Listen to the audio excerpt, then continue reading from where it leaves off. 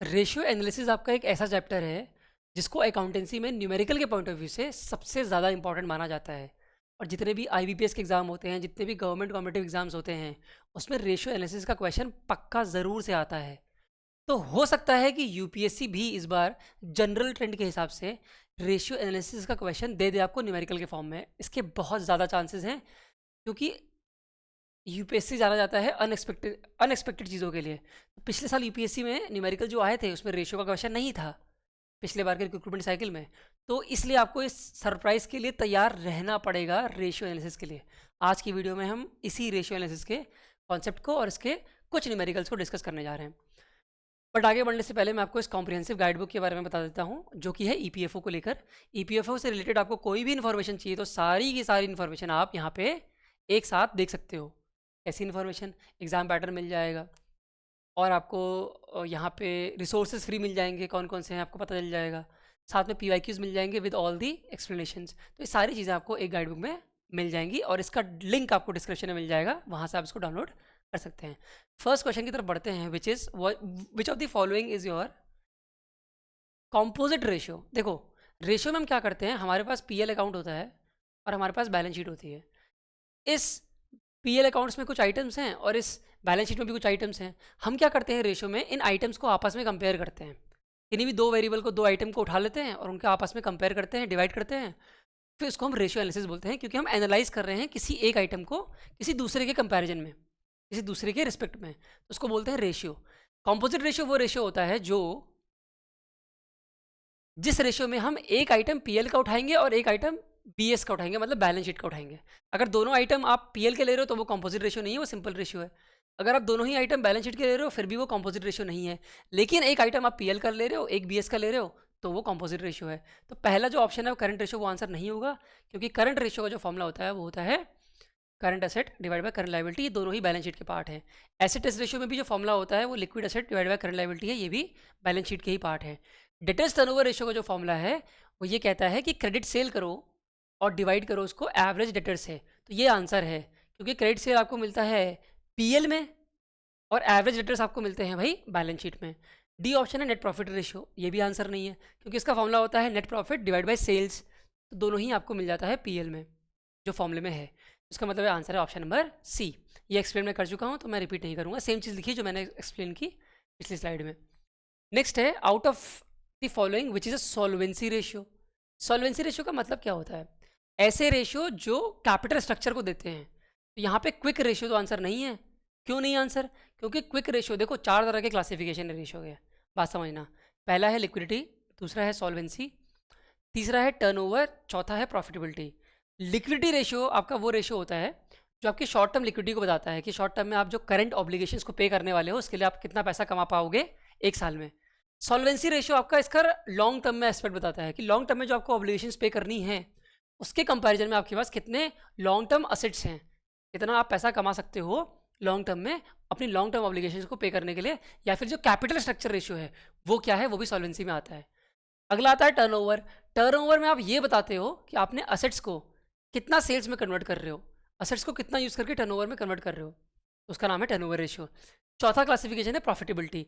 Profitability में आप ये बताते हो कि कितना प्रॉफिट आप जनरेट कर रहे हो with in comparison with the other variables like sales. Sales के कंपैरिजन में नेट प्रॉफिट कितना है, सेल्स के कंपैरिजन में ग्रॉस प्रॉफिट कितना है, इससे प्रॉफिटेबिलिटी रेशियो का पार्ट है। तो क्विक रेशियो तो भाई लिक्विडिटी का पार्ट है, ये आंसर आपका नहीं होगा। डेट इक्विटी रेशियो आपका सॉल्वेंसी रेशियो का पार्ट है, तो यही आंसर होगा क्योंकि कैपिटल स्ट्रक्चर बता रहा है। वर्किंग कैपिटल टर्नओवर रेशियो आपका टर्नओवर का पार्ट है, तो ये भी आंसर नहीं होगा। नेट प्रॉफिट भी आंसर नहीं होगा क्योंकि ये प्रॉफिटेबिलिटी का पार्ट है। अगर आपको एक बार में चीज़ें याद नहीं हो रही, ऑब्वियसली नहीं होंगी अगर आपके लिए नहीं है, तो वीडियो पॉज करके दोबारा दोबारा देखना, जो मैं बोल रहा हूँ उसको दोबारा से रिवाइंड करना, क्योंकि मैं अगर बार बार बोलूँगा तो बाकी बच्चों के लिए भी वीडियो बना रहा हूँ ना मैं, जिनको एक बार में आता है, जिनके लिए नया है उनको 3 बार में आएगा।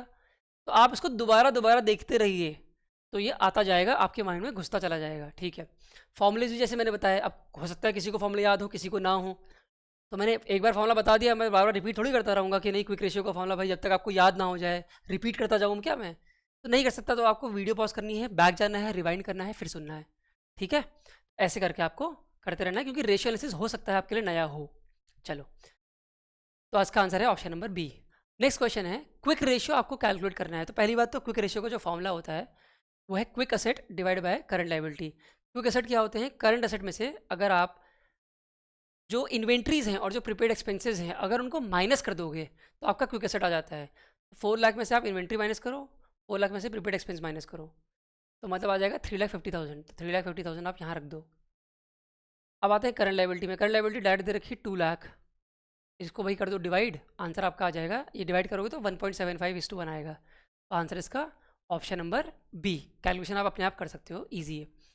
ये आंसर है, ये हमने किया था शॉर्टकट में, डायरेक्ट देखो यही आंसर है। 3,50,000 divide by 2 lakh, 1.75:1। Next question, gross profit आपको बताना है। देखो ग्रॉस प्रॉफिट का फॉर्मूला होता है gross profit divide by sales.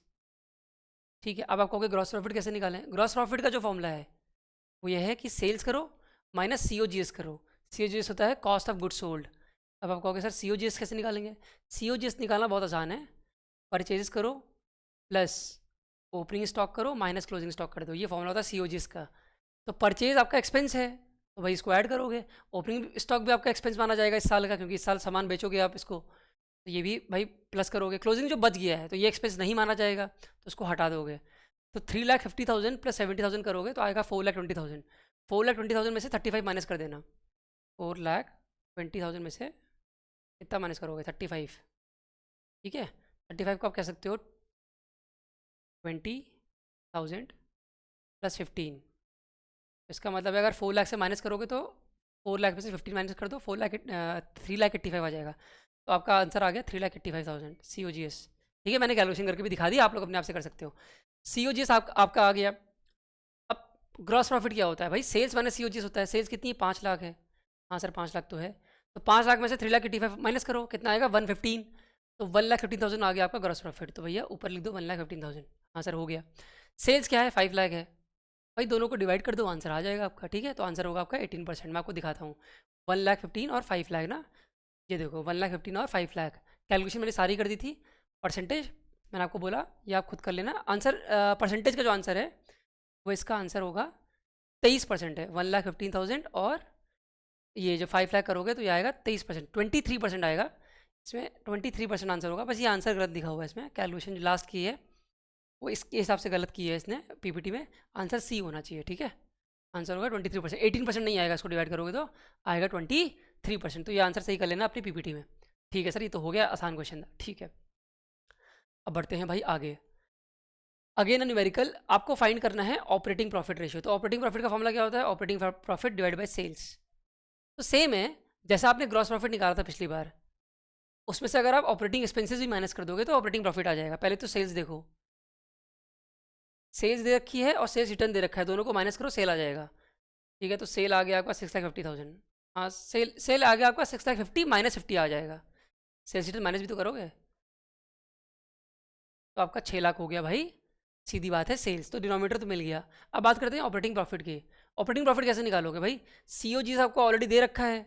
हाँ सर दे तो रखा है COGS, तो ये एक्सपेंसेस तो ऑपरेटिंग प्रॉफिट कैसे निकालोगे? ऐसे ही तो निकालोगे, सारे एक्सपेंसेस को प्लस करोगे और अपने इनकम से माइनस करोगे। COGS दे रखा है और बाकी के एक्सपेंस भी दे रखे हैं, इन सबको आप प्लस करो। ठीक है, तो 4,05,000 और 90,000 को ऐड करोगे, 4,95,000 आ जाएगा। और भैया सेल्स से माइनस कर दो। सेल्स कितना है? 6 लाख है, दोनों को माइनस करो। 6 लाख माइनस 4,95,000 तो आ जाएगा, मन में कर सकते हो ना आप लोग भी, 1,05,000 आ जाएगा। हाँ सर ये तो हो गया, आसान था। ऑपरेटिंग प्रॉफिट मेरे हिसाब से 1,05,000 आया है, मैंने मेंटली किया है, आप लोग कॉपी पे कर लेना। 1,05,000 आ गया भाई ऑपरेटिंग प्रॉफिट। अब रेशियो का फॉर्मूला क्या होता है? ऊपर रखो 1,05,000 और सेल्स में क्या रखोगे भाई? सेल्स में जो सेल्स दे रखी है 6 लाख, दोनों को सॉल्व कर लो, आंसर आ जाएगा। मैं आपको दिखाता हूँ सोल्यूशन। ये देखो है 1,05,000 मैंने निकाला था ना मेंटली, देखो 1,05,000 है न्यूमरेटर में, और डिनोमिनेटर में हमने निकाल दिया था 6 लाख, याद है? तो देखो डिनोमिनेटर में है 6 लाख, तो इनने स्टेप वाइज कर रखा है। अब ऐसे करके कर लो, थोड़ा मैंने मेंटली कर लिया है, मेंटली करना चाहो तो मेंटली कर लो, जैसे मना है वैसे आपको कर लो, बस आपको समझ में आना चाहिए। तो आपका आंसर हो जाएगा 17.5%। ठीक है सर, ये तो आसान क्वेश्चन था, बट ये इतना बड़ी कैलकुलेशन आपको करने की फिलहाल ज़रूरत नहीं है। एग्जाम में आंसर से मतलब होता है अगर टाइम कम है तो आप शॉर्टकट लेके करना। ठीक है, मैंने आपको यहाँ पे बता दिया सीधे सीधे। चलो आगे बढ़ते हैं। अर्निंग यील्ड रेशियो बताना है। चलो ये अच्छे से बता देता हूँ मैं, वरना आप कहोगे सर सारे शॉर्टकट बता रहे हो। अब से पूरा एक्सप्लेनेशन देख लेंगे हम लोग। ठीक है, कैलकुलेट अर्निंग यील्ड रेशियो, देख लो क्या होता है। फॉर्मूला देखते हैं, मैं पूरा एक्सप्लेनेशन बताता हूँ फिर करेंगे। क्या क्या चीज़ें दे रखा है, क्या क्या हमें दिया रहा है। नेट प्रॉफिट आफ्टर टैक्स दे रखा है, नंबर ऑफ इक्विटी शेयर्स दे रखे हैं, मार्केट वैल्यू दे रखी है। पहली चीज़ तो आप ये याद रखो कि अर्निंग यील्ड अगर दिया है, यील्ड को हम मार्केट प्राइस से कंपेयर करते हैं, यील्ड को हम मार्केट प्राइस से कंपेयर करते हैं। तो अपनी अर्निंग को मार्केट प्राइस से कंपेयर कर रहे हो, किस अर्निंग को, ईपीएस को, अर्निंग पर शेयर को। तो पहले इसमें आप ईपीएस निकालना पड़ेगा, अर्निंग पर शेयर। वो कैसे निकालें वो मैं आपको बताता हूँ। जो भी आपकी अर्निंग है उसको टोटल नंबर ऑफ शेयर से डिवाइड कर दो, तो भाई आपकी ईपीएस आ जाएगी। अर्निंग पर शेयर का मतलब क्या है, जो भी टोटल अर्निंग है उसको टोटल नंबर ऑफ शेयर से डिवाइड कर दो। अब अर्निंग भी दे रखी है, नंबर ऑफ शेयर्स भी दे रखे हैं, इनको डिवाइड करके आप ईपीएस निकालो। ईपीएस आ गया तो EPS divide by market value कर दो, आंसर आ जाएगा। मैं आपको पूरा एक्सप्लेन करके बताता हूँ। देखो EPS divide by market value कर रखा है ना। अब ईपीएस जो आ रखा है वो 12 ला रखा है और मार्केट वैल्यू ऑलरेडी दे रखी है 60। देखो अब आपको कि सर ईपीएस निकाल के बता दो, बड़ा आसान है। ईपीएस मैंने आपको तरीका ऑलरेडी बता दिया है, फिर बता देता हूँ। अर्निंग कितनी है भाई, 4,80,000 है भाई। अगर 40,000 से डिवाइड करोगे इसको, कितना आने वाला है ये, कितना आएगा भाई, 12 ही तो आएगा। ये देखो 12 आया, इसलिए ईपीएस निकाला हमने। तो ईपीएस को डिवाइड कर दिया 60 से, आ गया आपका भाई 20% आंसर। तो आंसर है इसका ऑप्शन नंबर बी। ठीक है आगे बढ़ते हैं। एक और न्यूमेरिकल, डेटर्स टर्नओवर रेशियो निकालना है। डेटर्स टर्नओवर रेशियो हमने पहले भी पढ़ा था, अभी पीछे फॉर्मूला पढ़ा था ना।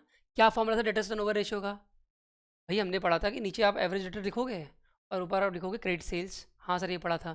तो क्रेडिट सेल देख लो कितनी है आपकी। टोटल सेल ये थी कि कैश सेल्स इतनी है, तो क्रेडिट सेल हो जाएगी आपकी 80,000। और इस 80,000 में से आपने सेल रिटर्न भी कर दिया है, क्रेडिट सेल वाली 5,000 वापस कर दिया है। तो आपकी जो क्रेडिट सेल हो जाएगी वो हो जाएगी 75,000। हाँ सर समझ में आ रहा है, ठीक है। अब आपका आ गया नीचे एवरेज डेटर्स। तो एवरेज डेटर मतलब एवरेज अकाउंट रिसीवेबल। एवरेज कितना है, 10 और 15 ओपनिंग क्लोजिंग दे रखा है। तो आपका एवरेज कितना हो जाएगा, दोनों को डिवाइड करके अपॉन 2 करोगे तो एवरेज आएगा 12,500। ये भी मेंटली हो सकता है। इनके बीच का आइटम कौन सा है भाई, इनके बीच का अमाउंट कौन सा है, 12,500। दोनों को डिवाइड करो, 75,000 डिवाइड बाई 12,500, आंसर आपका आ जाएगा भाई 6 टाइम्स। मैं आपको दिखाता हूँ एक्सप्लेनेशन। ये देखो 75,000 डिवाइड बाई 12,500, ठीक है। ये देखो 75,000 लिखा था हमने और 12,500 लिखा था, तो आंसर आ गया 6 टाइम्स। ईजी क्वेश्चन है, ठीक है। Next again a numerical, working capital turnover ratio निकालना है। तो आपको पहले फॉर्मूला पता होना चाहिए। इसका फॉर्मूला क्या होता है, देखो ध्यान से देखो। इसका फॉर्मूला होता है कि आप वर्किंग कैपिटल टर्नओवर रेशियो में सबसे पहले आप वर्किंग कैपिटल लिखते हो न्यूमरेटर में। क्या लिखते हो, वर्किंग कैपिटल लिखते हो भाई। देखो वर्किंग कैपिटल टर्नओवर रेशियो नहीं, वर्किंग कैपिटल आप लिखना डिनोमिनेटर में, सॉरी वर्किंग कैपिटल आप लिखोगे डिनोमिनेटर में, इसमें न्यूमरेटर में नहीं रहेगा। तो वर्किंग कैपिटल टर्नओवर रेशियो में वर्किंग कैपिटल रहेगा डिनोमिनेटर में, ठीक है। और जो आपके सेल्स होगी टोटल वो न्यूमरेटर में रहेगी। तो मैं आपके लिए फॉर्मूला लिख देता हूँ, क्योंकि एक्सप्लेनेशन में फॉर्मूला नहीं लिखा हुआ है तो मुझे लिखना पड़ेगा। तो टोटल सेल होगी वो लिखोगे न्यूमरेटर में और वर्किंग कैपिटल लिखोगे डिनोमिनेटर में। तो ये आपका फॉर्मूला है वर्किंग कैपिटल टर्नओवर रेशियो का। अब आप कहोगे सर सेल कहाँ दिया हुआ है, सेल देखो दे रखा है 30 लाख, इसमें 30 लाख ऊपर रखो, डिनोमिनेटर में रखो वर्किंग कैपिटल। आप कहोगे वर्किंग कैपिटल कहाँ दे रखा है, वर्किंग कैपिटल का मतलब होता है current asset minus current liability. तो यहाँ करंट एसेट दे रखी है ऑलरेडी आपको, करंट लायबिलिटी भी दे रखी है, तो करना क्या है, दोनों को माइनस करो। तो current asset minus current liability मतलब 4 - 2 करोगे तो 2 लाख आएगा ना। तो ये देखो 2 लाख लिखा हुआ है। अब दोनों को डिवाइड कर दो फॉर्मूले में रख के, 30 lakh divide by 2 lakh, sorry हाँ 30 lakh divide by 2 lakh 15 times आ गया। Okay easy question. नेक्स्ट एक बात और, मैं रिपीट दोबारा न्यूमेरिकल नहीं कर रहा हूँ क्योंकि ऐसे बच्चे भी हैं जो ऑलरेडी इसमें एफिशिएंट हैं, जिनको रेशियो आता होगा। मैं रिपीट करके सबको बोर नहीं करूँगा। अगर आपको एक बार में न्यूमेरिकल समझ में नहीं आ रहा है, क्योंकि इसमें आपकी खुद की प्रैक्टिस लगेगी, अभी मैं सॉल्व कर रहा हूँ आप नहीं। तो क्वेश्चन को करते करते खुद भी सॉल्व करो, वीडियो पॉज करो, रिवाइंड करो, अपना सोल्यूशन करो, चेक करो। नहीं आ रहा है फिर से सोल्यूशन देखो, फिर करो, फिर नहीं आ रहा है फिर देखो, फिर करो। इस तरह से आपकी इतनी एफिशिएंसी बनेगी कि आप तुरंत कर पाओगे। ऐसे नहीं होंगे रेशियो एनालिसिस क्वेश्चन, ठीक है। बट कुछ लोगों के हो रहे होंगे जिनने प्रैक्टिस ऑलरेडी की होगी। तो वीडियो सबके लिए है बट स्पीड सबकी अलग अलग होगी। किसी को पॉज करके देखना है, किसी को बार बार देखना पड़ेगा। और देखो क्योंकि नॉन कॉमर्स के हो तो दोबारा देखना पड़ेगा वीडियो, कोई प्रॉब्लम नहीं है, 10 बार देखो। लेकिन एट दी एंड जितनी बार भी देख लोगे उसके बाद आप सारे न्यूमेरिकल्स खुद से सॉल्व करने लायक हो जाने चाहिए। बस मेन ये है। प्राइस अर्निंग रेशियो निकालना है तो पहले फॉर्मूला से बात करते हैं कि भाई फॉर्मूला क्या होगा। सीधे फॉर्मूले पे आ जाओ। प्राइस अर्निंग रेशियो का फॉर्मूला होता है मार्केट प्राइस को जब आप कंपेयर करते हो सीधे ईपीएस से। प्राइस अर्निंग रेशियो का क्या मतलब है, आप मार्केट प्राइस मतलब मार्केट प्राइस, अर्निंग मतलब ईपीएस, ठीक है। अब अगर मार्केट प्राइस आपको डायरेक्टली दे रखी होगी तो बढ़िया है। देखो मार्केट प्राइस दे रखी है 12.5, लेकिन आपको ईपीएस नहीं दिया होगा। ईपीएस तो हम पहले भी कर चुके हैं। जो भी हमारा प्रॉफिट अवेलेबल है उससे हम डिवाइड कर देंगे अगर इक्विटी शेयर्स को, तो हमारा ईपीएस आ जाएगा। तो ठीक है कर देते हैं। 1,75,000 को हम सीधे सीधे 7 लाख से डिवाइड कर देंगे तो हमारा ईपीएस आ जाएगा। अब अगर ईपीएस आ गया और मार्केट प्राइस भी आ गया तो दोनों को डिवाइड ही करना है। 12.5 डिवाइड बाई 2.5 आंसर हो जाएगा 5। इसका आंसर है ऑप्शन नंबर सी। ठीक है, नेक्स्ट आते हैं डेट इक्विटी रेशियो आपको दे रखा है। डेट इक्विटी रेशियो का फॉर्मूला क्या होता है भाई? डेट इक्विटी रेशियो का फॉर्मूला होता है long term debt divide by equity. Equity मतलब शेयर होल्डर्स फंड। लेकिन क्वेश्चन में न्यूमेरिकल पूछा नहीं है, कुछ और पूछा है, देखते हैं क्या है। Which of the following transaction वो डिक्रीज। अब ये रेशियो कब डिक्रीज होता है भाई? सीधी बात है, डिक्रीज तब होगा या तो न्यूमिनेटर को डिक्रीज कर दो या डिनोमिनेटर को इंक्रीज कर दो। सिंपल मैथ्स है ना, अगर डिनोमिनेटर को इंक्रीज कर दोगे तब भी ये रेशियो जो है डिक्रीज हो जाएगा, या फिर न्यूमिनेटर को डिक्रीज कर दो, न्यूमिनेटर को डिक्रीज कर दो या डिनोमिनेटर को इंक्रीज कर दो, नीचे वाले को इंक्रीज कर दो। ऑब्वियस सी बात है भाई, ये कम हो जाएगा रेशियो। तो देखते हैं क्या लिखा हुआ है, कौन सा ट्रांजेक्शन से आपका ये डिक्रीज हो जाएगा। पहला है इशुएंस ऑफ इक्विटी शेयर, ये तो पहला ही आंसर हो गया। क्यों? आपने इशुएंस ऑफ इक्विटी शेयर्स किया, फॉर्मूला क्या था इसका? इक्विटी नीचे था ना, तो इक्विटी बढ़ गया, इक्विटी बढ़ गया तो रेशियो अपने आप कम हो गया, तो बाकी ऑप्शन पढ़ने की भी जरूरत नहीं है। इसका आंसर है ऑप्शन नंबर ए। ठीक है, तो आसान था, आगे बढ़ते हैं। What kind of a ratio is current ratio? ये डिस्कस कर चुके हैं। करंट रेशियो लिक्विडिटी रेशियो है।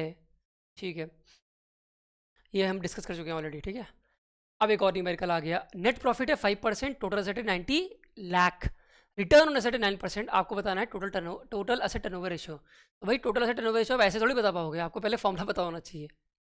टोटल असेट टर्नओवर रेशियो का फॉर्मूला पता होना चाहिए। इसको देखते हैं पूरा डिटेल में क्योंकि लंबा न्यूमेरिकल है। चलो देखो, टोटल असेट टर्नओवर रेशियो का जो फॉर्मूला है वो है sales divide by total asset. क्या है? ध्यान से देखो, sales divide by total asset. अब आप कहोगे सर क्या इसमें हमें सेल्स पता है और टोटल असेट पता है? तो क्वेश्चन देखते हैं दोबारा। देखो टोटल असेट तो पता है, सेल्स हमको नहीं पता है। ओहो, सेल्स हमको नहीं पता है, तो अब हमको पहले सेल्स निकालना पड़ेगा। सेल्स निकालने के लिए हमें दो इन्फॉर्मेशन और दे रखी है, नेट प्रॉफिट रेशियो और रिटर्न ऑन असेट। चलो इसके फॉर्मूले देखते हैं। अगर मैं बात करूं नेट प्रॉफिट रेशियो की, अगर मैं बात करूं नेट प्रॉफिट रेशियो की, तो फॉर्मूला क्या होता है नेट प्रॉफिट रेशियो का? सर फॉर्मूला हमने पढ़ा था कि नेट प्रॉफिट रेशियो का होता है net profit divided by sales होता है। ये फॉर्मूला पढ़ा था हमने, बिल्कुल सही पढ़ा था आपने। यही फॉर्मूला होता है किसका? नेट प्रॉफिट रेशियो का, net profit divide by sales. और नेट प्रॉफिट का परसेंटेज आपको दे रखा है क्वेश्चन में 5%। ठीक है, तो अब net profit divide by sales करोगे तो यहाँ से आपका सेल्स मिलना चाहिए था। अगर आपके पास नेट प्रॉफिट है तो क्या आपके पास नेट प्रॉफिट है? क्वेश्चन चेक करो, नहीं सर नेट प्रॉफिट भी नहीं है। तो इसका मतलब है सेल निकालने के लिए पहले आपको नेट प्रॉफिट निकालना पड़ेगा, तब जाके सेल निकलेगा और उस सेल की वैल्यू आप यहाँ पुट कर सकते हो, जो आपका फाइनल फॉर्मूला है।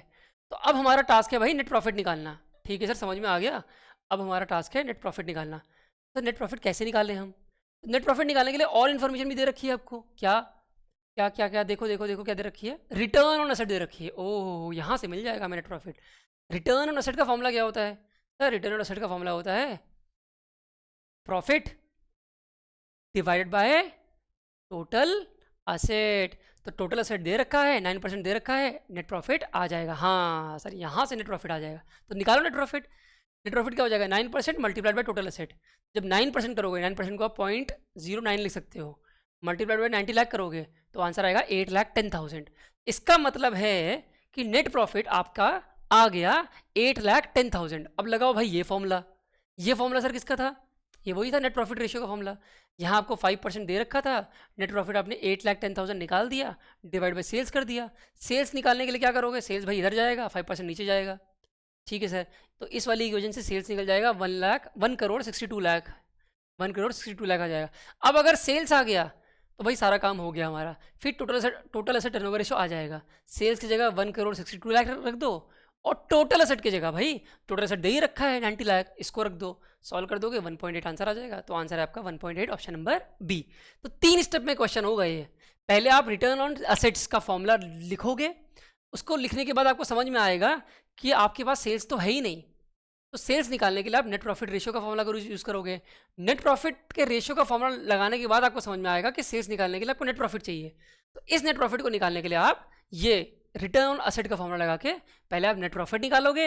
नेट प्रॉफिट निकालने के बाद आपका सेल आएगा और सेल आने के बाद आपका असेट टर्नओवर रेशियो आ जाएगा। Easy question. Okay, which of the following is the type of liquidity ratio? कर चुके हैं हम।